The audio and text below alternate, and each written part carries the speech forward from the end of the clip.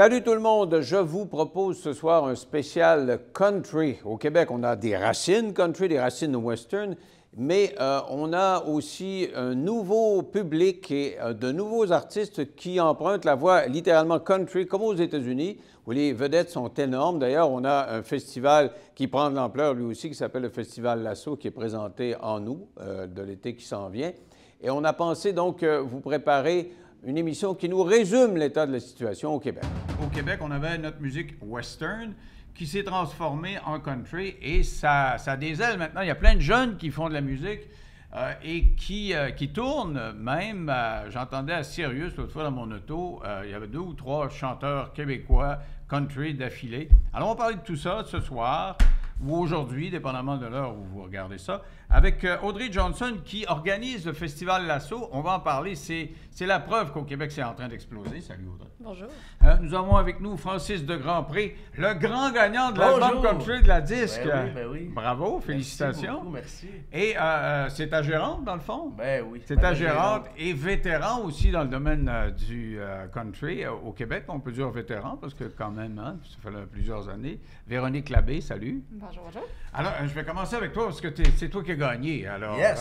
Oui. Puis tu es le petit nouveau, puis je dis qu'il y a de plus en plus de jeunes là-dedans. Est-ce que je me trompe ou c'est vrai? Non, effectivement. Puis depuis, ben c'est ça, on en jasait plus tôt. Depuis 2-3 ans, il y a une grosse effervescence. Puis oui, il y a de plus en plus de jeunes qui embarquent dans ce monde-là de la musique country. Puis effectivement, ça joue de plus en plus à la radio, donc c'est vraiment beau à voir. Là. Et quand on dit jouer à la radio, c'est qu'il y a plusieurs postes de radio. Il y a la radio proprement country qui est en province, mais ouais. Il y a, j'entendais Laurence Saint-Martin à C'est quoi l'autre jour, il y a quand même des jeunes. Est-ce que tu tournes, toi? Ben oui, ouais. C'est ça. Puis en plus, on s'entend super bien avec eux autres, justement. Ils me roulent énormément, donc c'est le fun de voir ça. T'sais, en fait, il y a, c'est ça, 2-3 ans, on n'entendait pas vraiment de country sur ces zones-là.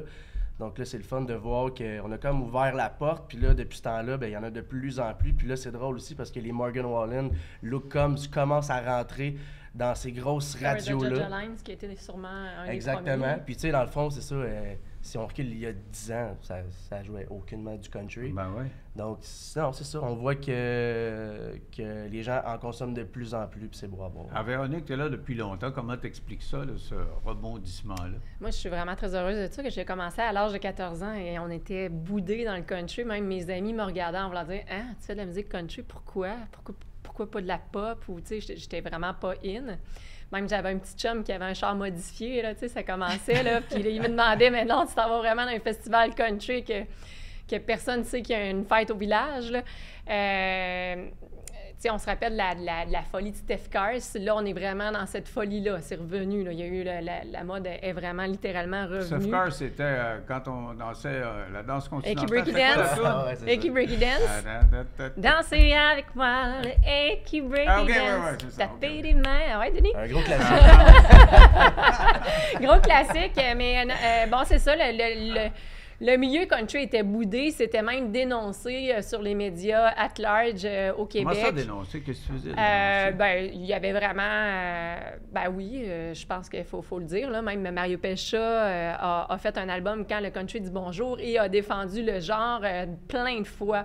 Il y a plein d'artistes, Paul Darèche, Glenn Tanguay, Irvin Blais, les pionniers du temps qui finalement étaient toujours mis un peu à l'écart. Mais ce qu'il faut expliquer, c'est que c'est le marché qui était plus underground. Je pense que ce qui est devenu aussi plus intéressant, c'est que c'était un peu plus marginal dans le temps.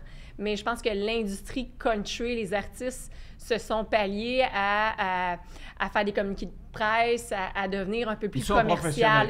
Oui, exactement. Donc, je pense qu'on est passé du village à la ville dans ça pour être capable de se proposer au grand public. Puis, on a été capable d'avoir aussi, je pense, une plus belle qualité, une plus grande diversité aussi de musique country, comme tu disais tantôt. C'était western pas mal aussi. C'était western pour les pionniers. Mais après ça, c'est... Oui, mais le western est plus dans la complainte ou dans le son plus, tu sais, justement, c'était plus des complaintes de textes qui disaient des choses de la vraie vie, là, en tant que telle. C'est Georges Hamel qui s'appelait. Oui. Et je l'ai reçu à l'émission. Mm-hmm. Il avait le cancer. Oui.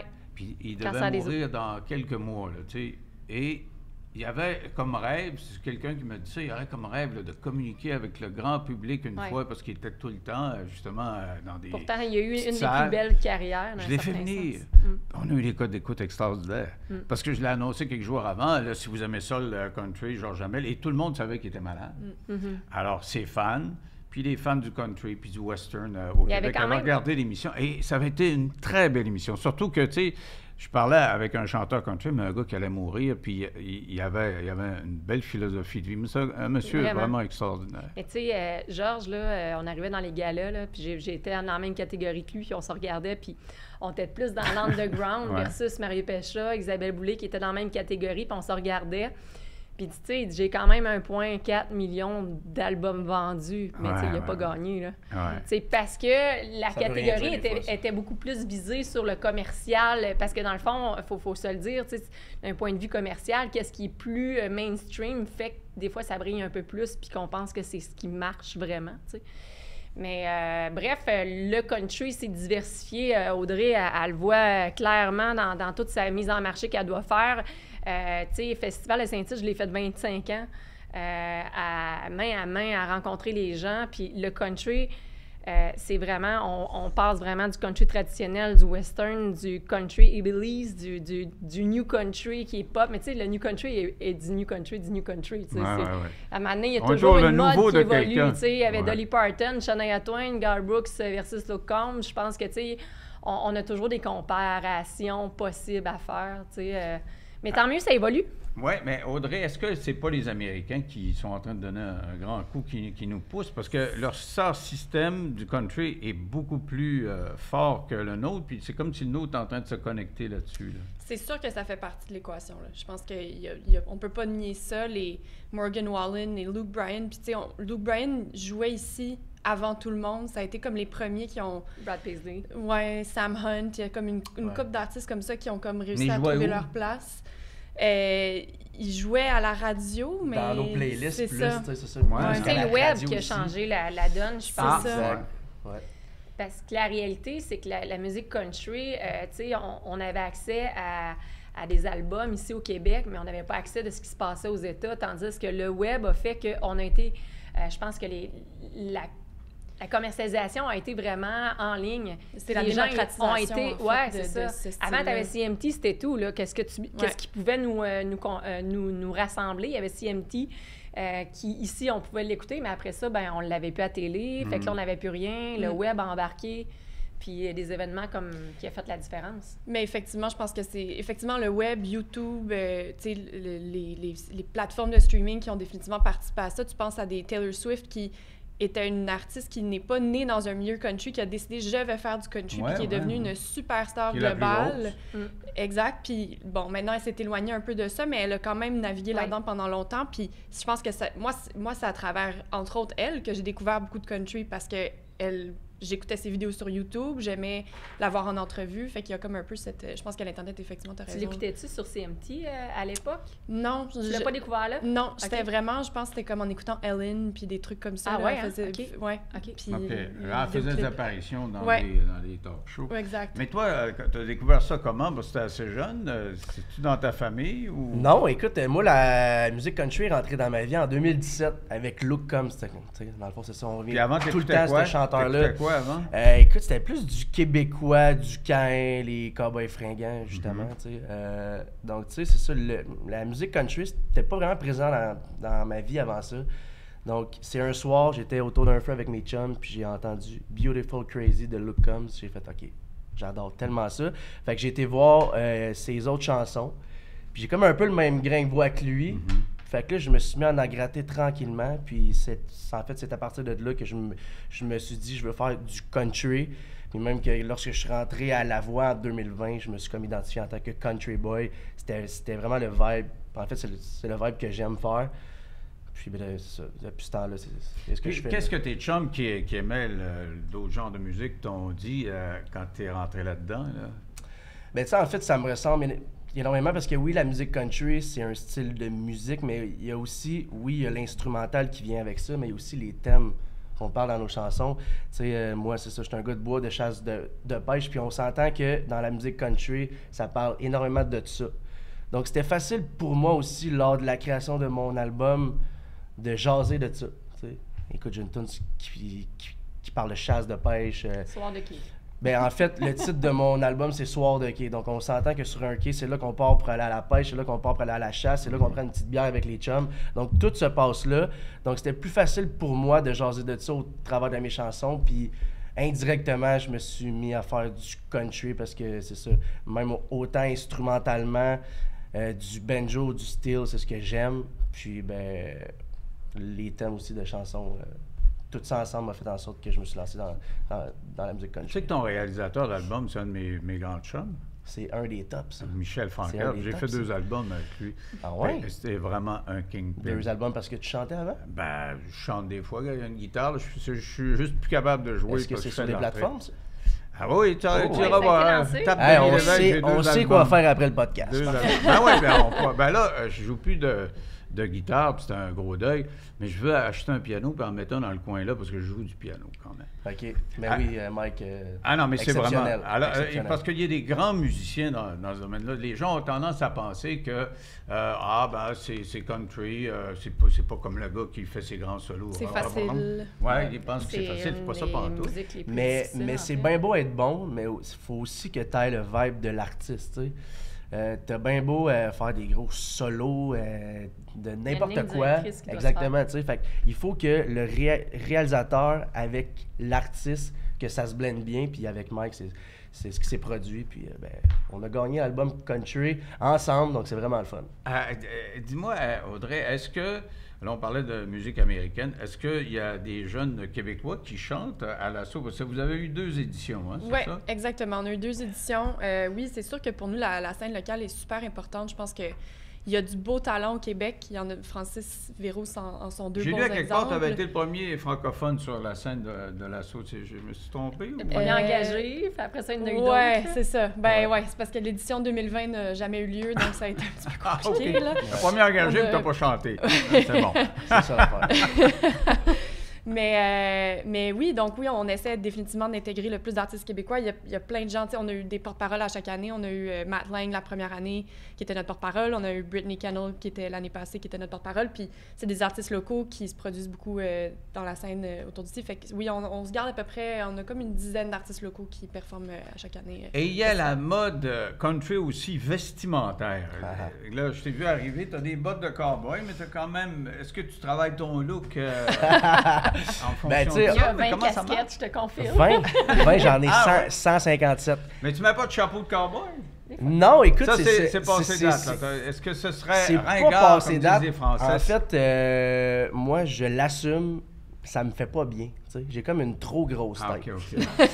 Fait que ça me fait pas bien, mais...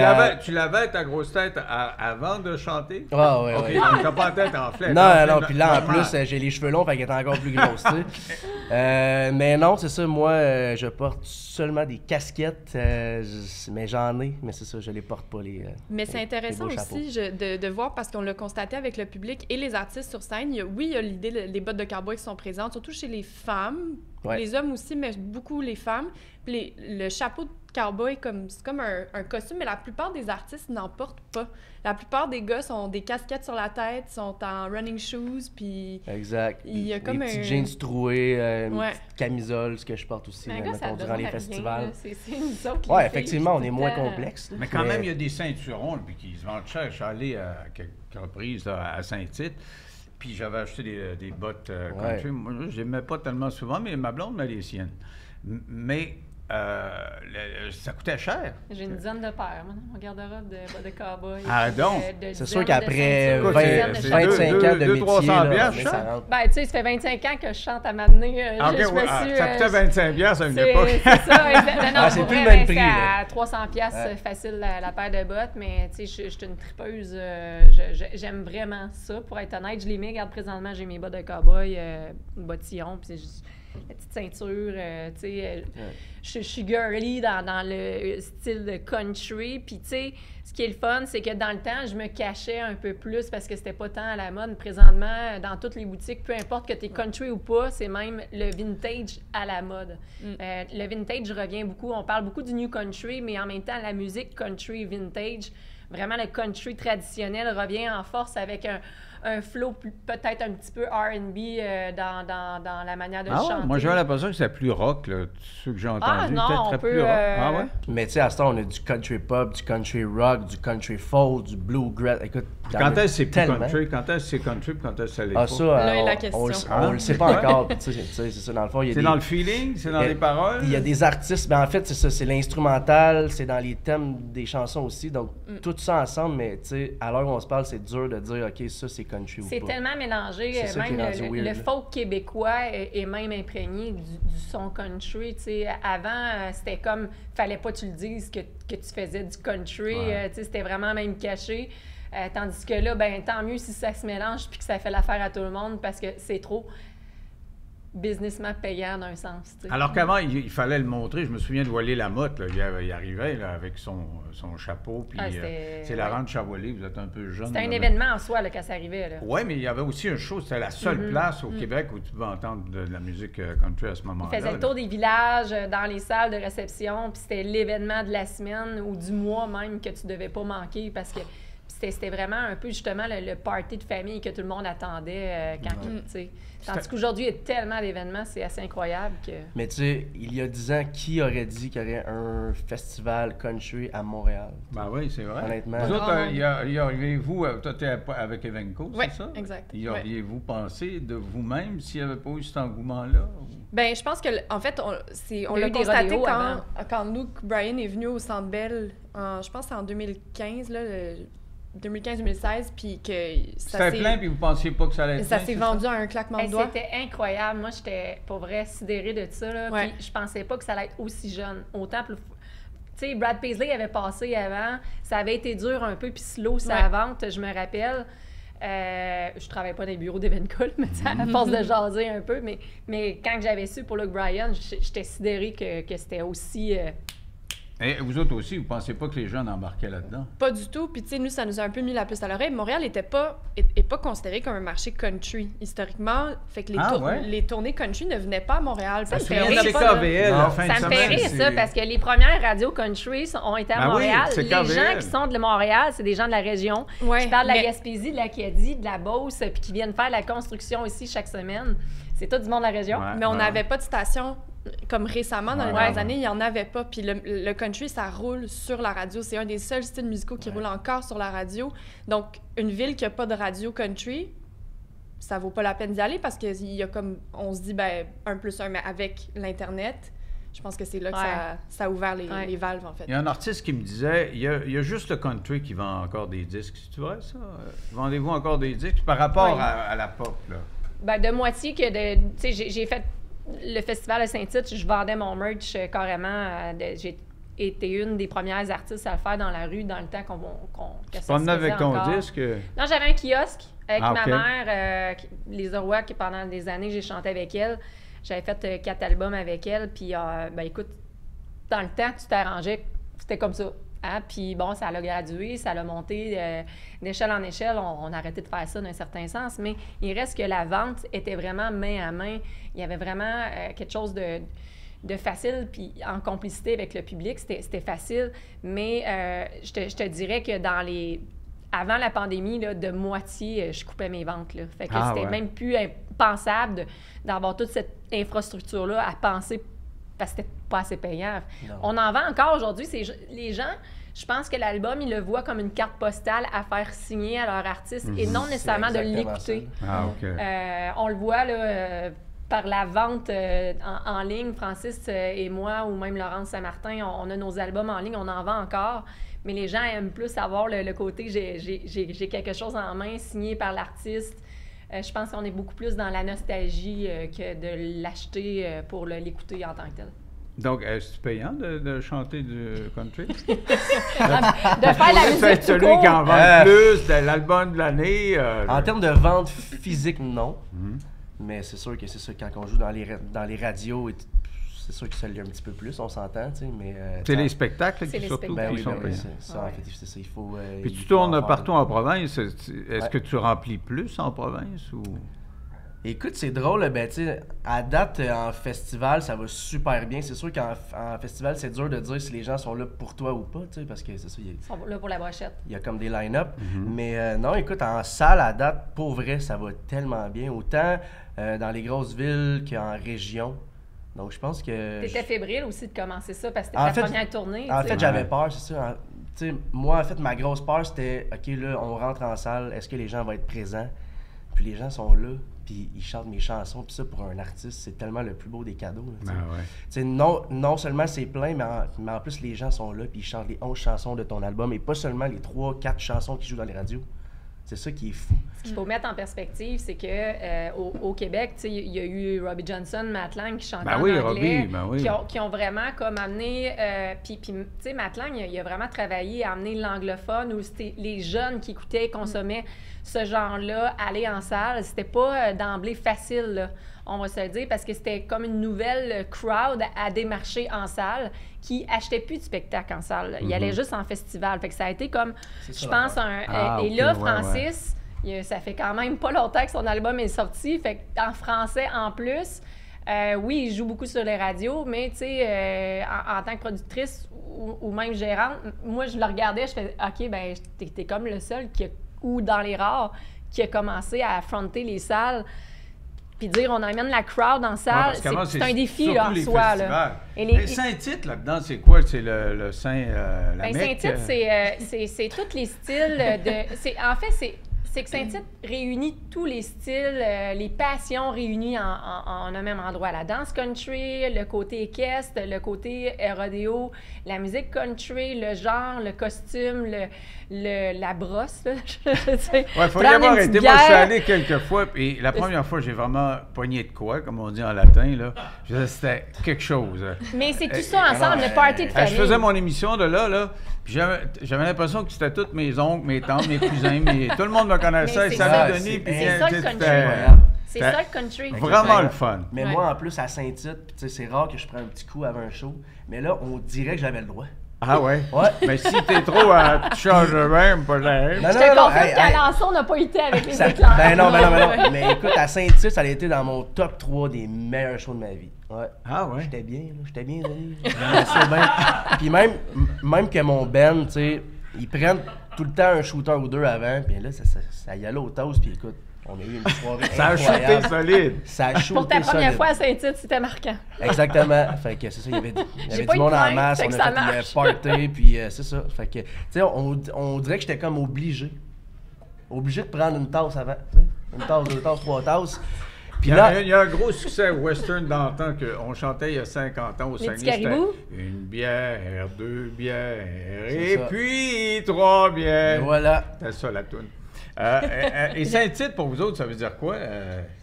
Ben écoute, Saint-Tite, pour nous, c'est sûr qu'on a énormément de respect pour ce qu'ils font depuis tellement longtemps. On prétend pas et on ne veut pas rentrer en compétition avec eux. Au contraire, c'est quelque chose de complètement différent. C'est tellement pas le même vibe. C'est un marché différent. C'est entièrement différent. T'sais, nous, on est un festival en ville. Je pense que c'est comme notre particularité première. C'est pas ça le... Ben, se l'est, mais d'une autre manière. On n'a pas de... Il n'y a pas de rodéo. C'est moins brun. Oui, ben, tu sais, Saint-Tite, c'est un festival de région. On rentre pas là-dedans, mais c'est moins brun. C'était ça la ligne, ton affaire, là. Des chevaux qui se promenaient en ville. Mais oui, non, c'est juste... tu sais, nous, on focus sur la musique. C'est vraiment le centre et c'est ce qu'on fait. Puis on essaie d'amener des artistes internationaux ici aussi. Donc, il y a c'est un autre volet entièrement là, que Saint-Tite ne fait pas. Et puis, il y a des choses qu'eux font que nous, on ne fait pas, puis c'est pas... Et les artistes internationaux, là, c'est compliqué à faire venir parce que eux autres, ça, c'était une des questions qui me trottait en tête en même temps. C'est ça, leur pays, tu sais, c'est les États-Unis, puis ils sont vraiment des kings là-bas. Ici, ils commencent à être connus. Hein? Est-ce que c'est difficile?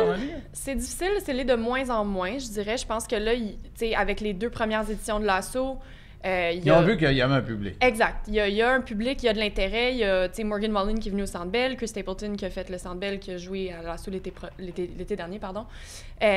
Donc, il y a quand même, il y a visiblement de l'intérêt. Donc là, nous, notre travail, c'est de parler aux agents puis de leur faire comprendre que on veut des shows à Montréal. Les gens vont être là. Les gens sont au rendez-vous. Les Québécois aiment la musique country.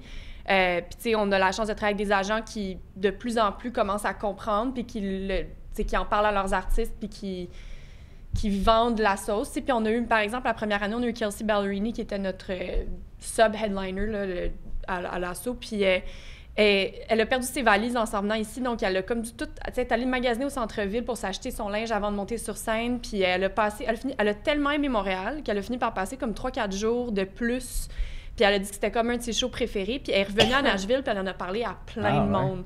Fait que c'est sûr que quand il y a des artistes qui ont des expériences positives comme ça nous aide aussi énormément. Le truc, c'est de voler leurs valises. Oui, c'est ça, exact.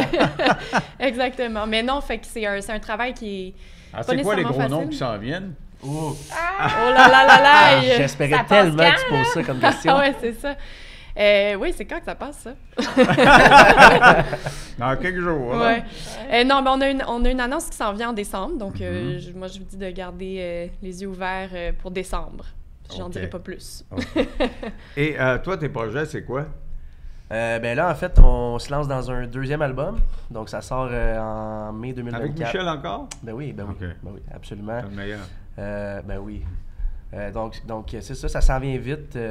Ça avance tranquillement. Écoute, on a tellement fait de shows à gauche, à droite que là, on s'est dit à un moment donné, hey, faudrait que ça avance, ça. Mais à date, ça va super bien. Donc, ouais, mai 2024. Puis là, même encore pour les shows en 2024, on est rendu, je pense, à plus d'une trentaine de confirmés. Autant en salle qu'en festival. J'aurais jamais pensé, tu sais, des fois, je voyais des artistes qui bloquaient leur horaire pour être capables de faire un processus de création, puis tout ça, puis je vois, ouais, on sait quoi, tu sais. J'ai fait, OK, ouais, non, je comprends maintenant. C'est ça. Quand j'ai barré son horaire, là, je suis comme, là, on prend plus rien, il faut que ça se casse, faut être capable de faire le prochain album. Il y a des belles chansons déjà de fait. Mais tu sais, on le sait que le deuxième album est attendu, fait que... Ben, il y a une certaine pression aussi, je pense, parce que, tu sais, le premier a bien fonctionné, tu sais. Puis là, ben, on se dit, écoute, les gens attendent le deuxième. Puis encore là, est-ce qu'on reste dans le même son? Est-ce qu'on parle les mêmes choses, tu sais? Puis dans le deuxième, je me dénature pas, ça reste encore moi, ça parle encore de chasse de pêche. Encore sur ton quai? Ouais, là, ça va être soir de galerie, peut-être. OK. Soir de quai. Ouais, mais, avec une petite bière quand même. Toujours avec la petite bière. Exactement. Quelques shooters dont tu parlais tantôt. Oui. Ça casse les genoux. Je ne pourrais pas faire de country, je prends plus de verre. Moi, je prends juste de l'eau. Ouais, mais de l'eau, ça fait rouiller. Alors, mais donc, tu vas sortir ça quand? En mai 2024. Et toi, Véronique, as-tu des projets personnels? Ben c'est certain. Bon, il y a l'album Honky Tonk Bar qui s'est démarqué au Gala Country dernièrement, avec Michel aussi, mon complice. Donc, ce qui est prévu, c'est un Honky Tonk Bar 2. Parce que le côté... On va se faire comme Sylvain Cossette, en faire 14? Ouais, je sais pas. Ben, c'est parce que cet album-là avait tombé dans le COVID, mais en même temps, il y a vraiment une mise en marché... que je prône le côté nostalgique de la musique country qu'on aime. Mes versions aujourd'hui, j'aime ça. Puis on sait que dans le côté féminin, je pense que je donne ma marque dans le côté festif. Puis c'est quelque chose que je veux continuer de faire. Donc, je suis en train de travailler ça. Donc, je suis vraiment... J'ai des artistes en... Ben oui, parce que t'es gérante et artiste. C'est ça. J'ai Laurent Saint-Martin, j'ai Francis de Grandpré, j'ai Gabriel Forêt, Judith Mongeon. Fait que là, je suis comme à travers mes affaires à moi aussi. Fait que donc, je suis en train de mettre ça en marche. Fait que, bref, personnellement, je suis tout le temps en écriture, là. Mais je suis en train de mettre ça en avant, en plus de mes émissions télé, radio, En route vers l'Ouest, leur espace country. OK, donc tu es vraiment dans le country jusqu'aux oreilles. Ouais.